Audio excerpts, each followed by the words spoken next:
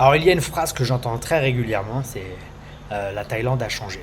Alors je sais pas ce que vous en pensez, d'une, je sais même pas si vous connaissez la Thaïlande, mais moi personnellement ça fait 16 ans que je suis ici. Je suis arrivé, j'avais 24 ans, aujourd'hui j'en ai 41. Alors évidemment les choses il y a 16 ans sont vraiment différentes d'aujourd'hui, mais il faut savoir que si je n'avais pas le même âge, que je n'avais pas la même vie, à 24 ans évidemment je faisais beaucoup la fête, tout était magique ici. J'étais un peu ce qu'on appelle tout était beau, tout était rose. En anglais, on dit ça, the honeymoon phase. C'est-à-dire que c'était magique. Je me rappellerai toute ma vie de mon premier mois en Thaïlande. C'était tellement magique. J'ai su directement que je voulais vivre ici. Et j'ai eu de la chance. J'ai réussi. Je suis arrivé en Thaïlande. J'ai vécu la dernière année où c'était vraiment freestyle cacahuète, où c'était vraiment n'importe quoi. Tous les bars étaient ouverts H24, il n'y avait pas de téléphone.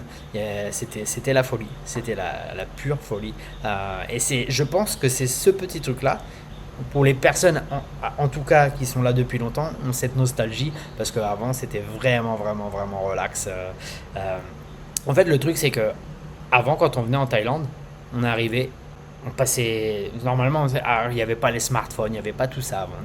Du coup, quand on arrivait, on se dit, ouais, on va appeler nos parents, on va appeler nos amis pour dire qu'on est bien arrivé. Mais en fait, on jette notre sac sur le lit, on part en aventure et en fait, pendant 3 à 4 jours, on s'amuse tellement, on était tellement loin de la technologie, on faisait tellement de choses qu'on nous oubliait d'appeler nos parents. Du coup, après, on y allait, ah, désolé, ouais, ça va bien, c'est super.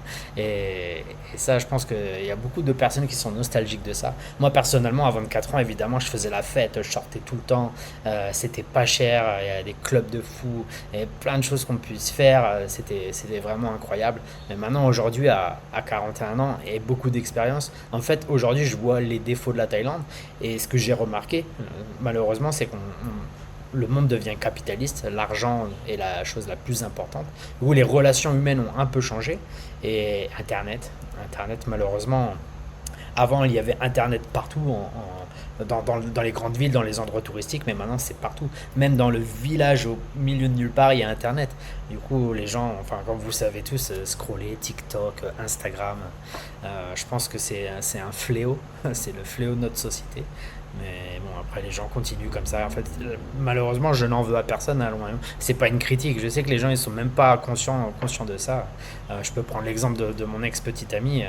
On passe une super journée, tout va bien, la vie est belle, on est heureux. Elle va sur Instagram, elle voit quelque chose, elle s'identifie à ça, du coup, elle est plus heureuse. En une seconde, elle se rend même pas compte. Je lui disais, mais c'est parce que tu viens de regarder Instagram. T'as vu ta copine, elle est à Dubaï, elle fait un truc, et maintenant, c'est ce que tu veux. Ce genre de choses, et malheureusement, bah ça, la technologie va plus vite que notre propre psychologie et manière de vivre.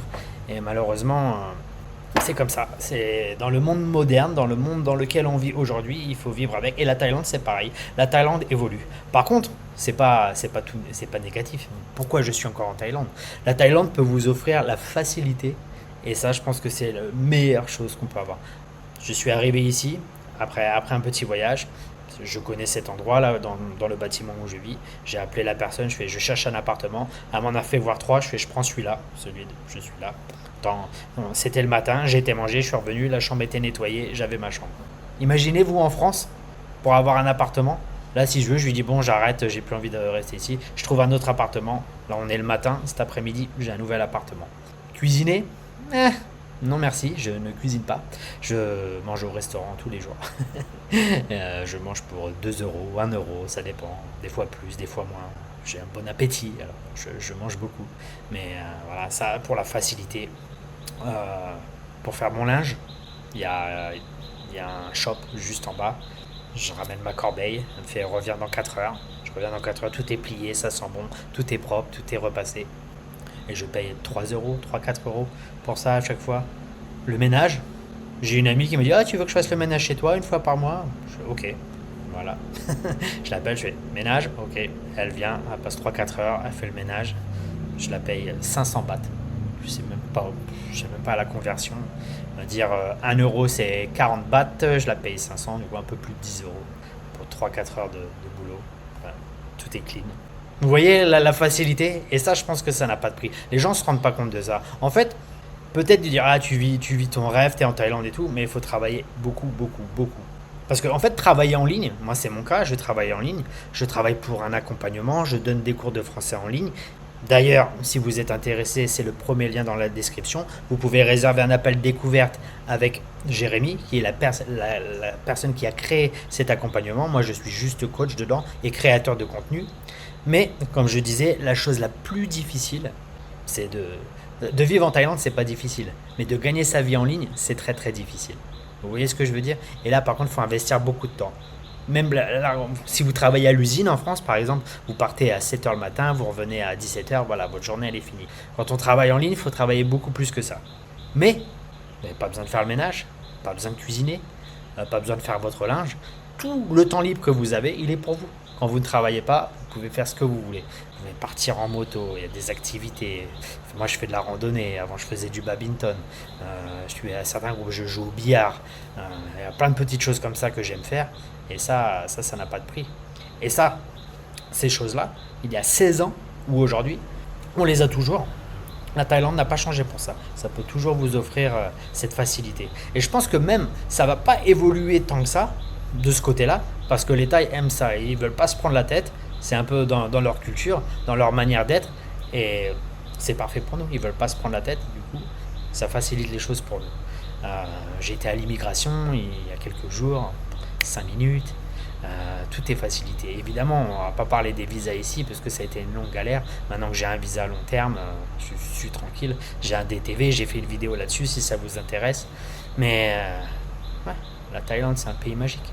Même après 16 ans, comme je l'ai dit juste avant, moi je vois beaucoup les défauts. J'ai fait une licence en thaï, du coup je parle thaï, je connais la culture. Je vois énormément de défauts, il y a plein de choses qui m'agacent évidemment. Mais quand je regarde à ma vie, quand je regarde à la généralité des choses, je suis privilégié et je suis vraiment heureux d'être ici. Alors, peut-être vous vous demandez, est-ce que vous pensez que la Thaïlande a un avenir? En 16 ans, ça a évolué, mais je pense que c'est plus la relation humaine qui a évolué. C'est pas le pays en lui-même. Du coup, c'est vraiment le côté argent et le côté internet qui est un peu fusillé, un peu la mentalité de nos jeunes gens en Thaïlande. Du coup, est-ce que ça va changer plus tard? Telle est la question. Mais je pense que pour le moment, pour moi, les choses qui m'intéressent, pourquoi je vis en Thaïlande, les réelles raisons, ce n'est pas mal. Les gens, c'est bien. Enfin, on vit dans un pays, les gens sont gentils, mais je vis vraiment pour la simplicité de la vie relaxe. Et c'est exactement pour ça que je suis ici. Et ça, je pense que ça n'a pas de prix. Alors, ouais, ça va sûrement changer, ça va sûrement évoluer. On verra bien si c'est dans le positif ou dans le négatif.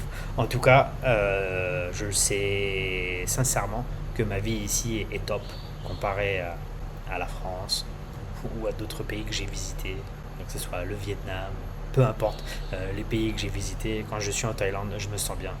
Surtout ici dans la ville de Chiang Rai où j'habite depuis des années, des années, des années, des années. Voilà, c'était une vidéo très très simple. J'ai juste donné mon point de vue, il n'y a rien d'extraordinaire. J'espère que ça vous a plu, je vous souhaite une agréable journée et à bientôt.